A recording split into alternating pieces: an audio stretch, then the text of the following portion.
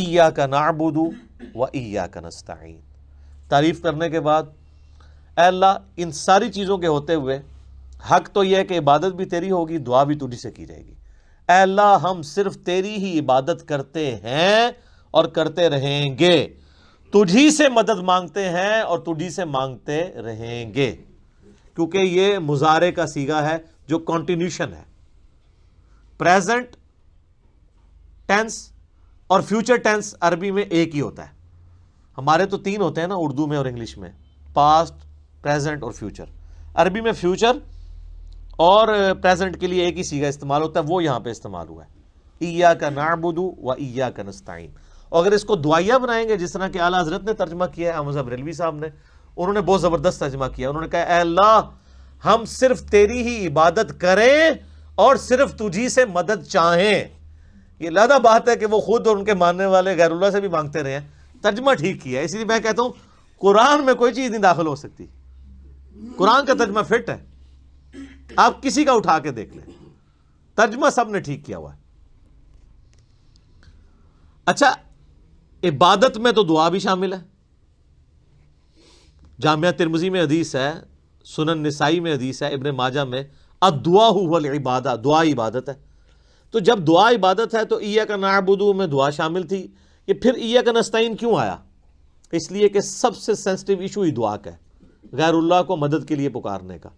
تو اللہ تعالیٰ نے اس کو اسپیسیفکلی بیان کیا، اس کے باوجود امت کی اکثریت غیر اللہ سے مدد مانگ رہی ہے. ایک تو ہے ظاہری اسباب، وہ تو آپ مانگیں، تو قرآن میں حکم ہے وَتَعَاوَنُوا عَلَى الْبِرِّ وَالتَّقْوَى وَلَا تَعَاوَنُوا عَلَى الْإِثْمِ وَالْعُدْوَانِ. یہ تو بالکل ٹھیک ہے. وہ ایک مفتی صاحب جو کیو ٹی وی پہ بیٹھے ہوئے ہیں لوگوں کے عقیدے خراب کرنے کے لیے، وہ کہتے ہیں جی اب پھر ہم امی سے روٹی نہ مانگیں جا کے. بھائی امی سے روٹی وہ مانگتا ہے جس کی امی گھر موجود ہوتی ہے، جس کی امی قبرستان میں آرام فرما ہوتی ہے. اگر وہ امی سے روٹی مانگ رہا ہو تو اسے کیا کہا جاتا ہے؟ پاگل یا مجذوب. تھوڑے سوفسٹیکیٹڈ ورڈ، مجذوب یا پاگل. تو یہ پاگلوں سے آپ گفتگو کر رہے ہیں، یہ دھوکہ دے رہے ہیں. وہ کہتے ہیں جی کوئی دریا میں ڈوب رہا ہو تو اللہ کو پکارے گا یا جو وہاں پہ کنارے پہ لوگ موجود ہیں ان کو پکارے گا. بھئی یہ تو ساری اسباب ہے. تو سر وہ اس وقت شیخ عبد القادر جیلانی کو بھی پکار کے دیکھ لے اگر اس کو ہے کہ وہ بچا لیں گے، کیونکہ اللہ نے دنیا کو اسباب کے ساتھ جوڑا ہوا ہے.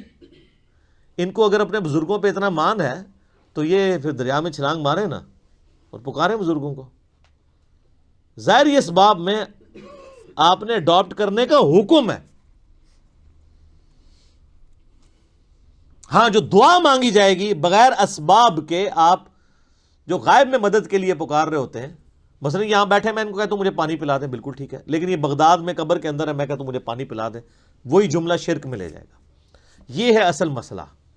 یہ جھگڑتے رہتے ہیں جی وہ جی بزرگوں کو اختیار نہیں. میں کہتا ہوں جی بزرگوں کو اختیار ہو بھی، کوئی بزرگ ماشاءاللہ اتنا پہنچا ہے کہ اسے اللہ نے اختیار ہی دے دیا فرشتوں کی طرح، پھر بھی بزرگوں کو پکارنا شرک ہوگا مدد کے لیے. ویسے آپ نے محبت میں پکارنا ہے، آپ ضرور پکاریں، مدد کے لیے نہیں، ویسے اپنی محبت کا اظہار کریں. لبیک یا رسول اللہ کہیں، لبیک یا حسین کہیں، بالکل ٹھیک ہے، آپ محبت کا اظہار کریں. المدد نہیں. بارش کون برساتا ہے؟ اللہ. ڈیوٹی کس کی ہے؟ تو بارش فرشتوں سے مانگی جائے گی یا اللہ سے؟ اللہ سے. اچھا اگر کوئی فرشتوں سے مانگ لے کہ یار خیر اللہ نے ڈیوٹی لگائی ہے، سر وہ مشرک ہو جائے گا. اور یہ قرآن میں لکھا ہوا ہے. آپ پارہ نمبر 20 کھول لیں اگر کسی کو توفیق ہو. میں نے کئی بار سنا ہے، میں ایک جگہ بیٹھا ہوا تھا، وہاں پہ ایک شیعہ ذاکر بھی تھے. اب مجھے 2-3 دن پہلے، شیعہ عالم تھے بلکہ ذاکر نہیں تھے، 2-3 دن پہلے پتہ چلا ہے وہ فوت بھی ہو گئے. بہت علمی آدمی تھے، اللہ تعالیٰ ان کی مغفرت کرے. تو وہ ان کے ساتھی بیٹھے تھے، وہ کہتے ہیں جی ٹھیک ہے ہم یا علی مدد نہیں کہنا چاہیے، لیکن جو یا علی مدد کہتا ہے اب اسے کیوں کہتے ہیں، وہ شرک کر رہا ہے. میں نے کہا اس لیے قرآن میں لکھا ہے. تو میں نے یہ آیت سورہ النمل کی آیت نمبر 62 پارہ نمبر 20 کے آغاز میں، امن یجیب المضطر اذا دعا ویکشف السوء ویجعلکم خلفاء الارض االہ مع اللہ. بھلا بتاؤ تو کون ہے جو مصیبت میں گھرے ہوئے شخص کی فریاد کو سنتا ہے اور اس کی تکلیف اس سے دور کرتا ہے، اور تمہیں اپنے ماں باپ کے مرنے کے بعد خلیفہ کرتا ہے اس زمین پر. االہ مع اللہ. کیا اللہ کے ساتھ کوئی اور الہ بھی ہے جس کی یہ کوالٹی ہو؟ قلیلا ما تذکرون، بڑے کم لوگ ہی نصیحت پکڑتے ہیں۔ تو میں نے کہا اللہ تعالیٰ کہہ رہا ہے کہ جس کے بارے میں تمہارا یہ عقیدہ ہے نا کہ وہ مصیبت اور پریشانی میں تمہارا مشکل کشا ہے، تو گویا الہ ہے وہ۔ اور سب سے پہلے تو مولا علی ان کے گریبان پکڑیں گے جنہوں نے مولا علی کے بارے میں عقیدہ گھڑ لیا۔ مولا علی بھی اپنی نمازوں میں اللہ کو پکارتے تھے، مولا علی کا ماننے والا بھی وہ ہوگا جو اللہ کو پکارے گا۔ پھر بڑے بڑے دھوکے ہیں جی ان کے، وہ کہتے ہیں جی وہ جی غیر اللہ سے مدد کہتے ہیں حرام ہے۔ اور کون کہتا ہے غیر اللہ سے مدد حرام ہے؟ آپ یہودی سے بھی مدد لیں، بخاری مسلم میں حدیث ہے نبی علیہ السلام جب فوت ہوئے ہیں آپ کی زرہ ایک یہودی کے پاس گروی رکھی ہوئی تھی، لیکن جو سامنے موجود نہیں اس سے تو نہیں آپ اسباب کے طور پہ مدد لے سکتے۔ وہ جی قرآن میں غیر اللہ سے مدد کہا ہے، کدھر ہے جی؟ وہ کہتے ہیں وَاسْتَعِینُوا بِالصَّبْرِ وَالصَّلَاةِ، نماز اور صبر سے اللہ کی مدد چاہو۔ تو وہ مدد تو اللہ کی چاہ رہے ہیں، یا یہ کہہ رہے ہیں کہ المدد یا نماز میری مشکل کشا، المدد یا صبر مشکل کشا۔ آگے نہیں پڑھتے ان اللہ مع الصابرین، صبر کرنے والوں کے ساتھ اللہ ہوگا۔ وہ کہتے ہیں جی حضرت عیسیٰ علیہ السلام نے کہا تھا من انصاری اللہ، کون ہے جو اللہ کے لیے میرا مشکل کشا بنے؟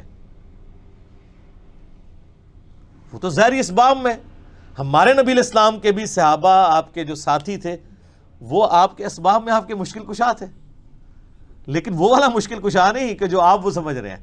ورنہ اگر نبی کا مشکل کشا صحابہ اکرام تھے تو پھر تو ان کا مرتبہ اوپر ہو گیا۔ تو وہ صرف صحابہ مشکل کشا نہیں تھے، وہ یہودی جس نے نبی علیہ السلام کی زرہ گروی رکھ کے آپ کو کچھ دیا تھا وہ بھی مشکل کشا ہے۔ اور سب سے بڑا مشکل کشا سورج ہے۔ سورج اگر ختم ہو جائے تو زمین پہ نہ نباتات اپنا اگ سکتی ہیں، نہ حیوانات ان نباتات کو کھائیں گے، سب کچھ ختم ہو جائے گا۔ دنیا میں ہواؤں کا چلنا، موسموں کا بدلنا، یہ سب کچھ سورج کی وجہ سے ہے۔ تو کوئی کہتا ہے المدد یا سورج، کسی کے ذہن میں یہ وہم بھی آتا ہے کہ سورج مشکل کشا ہے، حالانکہ آپ کے بزرگ تو کچھ بھی نہیں کر سکتے جو کچھ سورج کر رہا ہے، اور سورج کو موت بھی نہیں ہے، یہ آپ کے بابے مر چکے ہیں۔ تو کہیں نا المدد یا سورج، کہیں گے نہیں جی سورج کا کیا کمال ہے، وہ تو اللہ نے اس کی ڈیوٹی لگائی ہوئی ہے، تو ہم اس کو کیوں پکارے، ہم اللہ کو کیوں نہ پکارے؟ تو بابوں کی بھی اگر ڈیوٹی لگی ہوئی ہے تو بابوں کو نہ پکارو، ویسے ڈیوٹی کو نہیں لگی ہوئی، اگر لگی بھی ہو for the sake of argument, تمہاری جعلی جو دلائل ہیں اس پہ ایگری کرتے ہوئے، پھر بھی ان کو نہیں آپ پکارو گے، شرک ہو جائے گا اور ناقابل معافی جرم ہو جائے گا۔ یہ اتنے سارے انہوں نے دھوکے دیے ہوئے ہیں، اور زیادہ تر ظاہری اسباب کے ذریعے دے رہے ہوتے ہیں۔ وہ جی صحیح بخاری میں حدیث ہے، ایک صحابی کی پنڈلی ٹوٹ گئی، وہ حضور کے پاس حاضر ہوا، آپ علیہ السلام نے ہاتھ پھیرا، بالکل ٹھیک ہے، لیکن آج اگر کسی کی پنڈلی ٹوٹے گی تو نبی علیہ السلام تو دنیا میں موجود نہیں ہے، اور اگر آپ کو اتنا شوق ہے تو آپ اپنی پنڈلی توڑیں، آپ کو روزہ شریف پہ لے جاتے ہیں، پتہ چل جائے گا جڑتی ہے کہ نہیں۔ نبی علیہ السلام دنیا میں موجود ہوں، ہم دعا کروانے کے لیے اپنے مسائل ان کے سامنے لے کے جائیں گے۔ تو اس میں کافی سارے دھوکے ہیں۔ میں نے 2.25 گھنٹے کا لیکچر دیا ہے دعا صرف اللہ ہی سے، مسئلہ نمبر 3، میرا ریسرچ پیپر نمبر 3 بھی ہے، دعا صرف اللہ ہی سے، جو ہزاروں لوگوں کے عقیدہ توحید کی اصلاح کا سبب بنا ہے، اسی کی ایکسٹینشن ہے مسئلہ نمبر 43، وسیلہ اور توسل کے صحیح احکام و مسائل۔ اس پہ گھنٹوں بولا جا سکتا ہے، جتنے انہوں نے لیم ایکسکیوزز ڈیوائز کیے ہوئے ہیں، جتنے دھوکے دیے ہوئے ہیں، اور پھر وہ کہتے ہیں دیکھیں جی وہ اگر وہ جو آپ پتہ ہے پچھلے کچھ کئی سال پہلے خانہ کعبہ شریف میں کرین گری، تو کہتے ہیں وہ بزرگوں کے ماننے والوں کو موقع مل گیا، ان کا یہ کہتے تھے خود کچھ حملے ہوتے ہیں مزاروں پہ نہیں روکتے، تو اللہ نے کون سی کرین روک لی؟ اور اللہ کا تو دعویٰ ہی کہیں نہیں ہے کہ میں روکوں گا۔ وہ ابرا کے لشکر کو ایک دفعہ ہی تباہ کیا ہے، یزید نے جب کعبے پہ چڑھائی کی ہے تو اللہ نے برباد نہیں کیا اس لشکر کو، دنیا بقدر ایفرٹ ہے۔ صحیح بخاری میں حدیث ہے قرب قیامت میں ایک پتلی ٹانگوں والا حبشی کعبے کی اینٹ سے اینٹ بجا دے گا، اللہ نے حفاظت وہ ابراہیم علیہ السلام کے لیے ایک دفعہ ہی آگ ٹھنڈی ہوئی ہے، کئی صحابہ جو ہیں وہ آگ میں جلائے گئے ہیں، رومن امپائر کی جنگوں میں تیل کے کڑاؤں میں ان کو ڈالا گیا ہے۔ لیکن آپ کا دعویٰ ہے کہ آپ کے بزرگ سب کچھ کر سکتے ہیں، ہم کہتے ہیں پاکستان کی بجلی پوری کر دیں۔ اچھا یہ بزرگ جب بیمار ہوتے ہیں، یہ تو آغا خان میں اور شفا انٹرنیشنل میں جاتے ہیں، آپ بیمار ہوتے ہیں آپ کو اٹھا کے مزار پہ لے جاتے ہیں۔ آمدہ کوئی بزرگ بیمار ہو چیخیں بھی مارتا رہے، اس کو کہ نہیں سر دسو جانا کیڑے مزار تے ہے، اسپتال نہیں تو کھڑنا۔ دنیا کے مہنگے ترین ہاسپٹلز میں یہ علاج کرواتے ہیں، آپ کو کہانیاں کرائیں گے کہ ہمارے پاس لے کے آؤ ہم بائی پاس کریں گے۔ کوئی دنیا کا بزرگ جو ہے وہ مجھے ختنہ کر کے بتائے، بائی پاس تو بہت بڑی چیز ہے، بلیڈ مارے بغیر، کیونکہ بائی پاس تو بغیر بلیڈ کے کرتے ہیں نا وہ، سب جھوٹ، فراڈ، اور صحیح ہو رہا ہے آپ کے ساتھ، کیونکہ آپ نے دین بین لوگوں کے حوالے کیا ہوا، تو دیکھیں پھر آپ کے ساتھ کیا کر رہے ہیں وہ۔